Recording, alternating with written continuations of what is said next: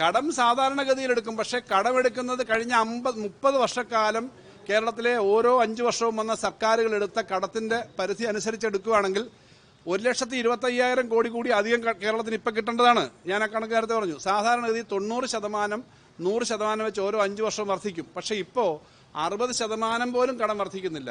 അതുകൊണ്ടാണ് ഇന്ത്യയിലെ കടത്തിന്റെ കാര്യത്തിൽ ഏറ്റവും മെച്ചപ്പെട്ട 5 സംസ്ഥാനങ്ങളിൽ കടം കുറച്ച 5 സംസ്ഥാനങ്ങളിൽ ഒന്നായിട്ട് കേരളത്തെ കഴിഞ്ഞ ദിവസം റിസർവ് ബാങ്കിന്റെയും സ്റ്റേറ്റ് ബാങ്കിന്റെയും ഒക്കെ കണക്കുകളിൽ വന്നത് നിങ്ങൾ കണ്ടു. AG അക്കൗണ്ടന്റ് ജനറലിന്റെ കണക്കിനകത്തും നിന്ന് കേരളം ഇംപ്രൂവ് ചെയ്തു.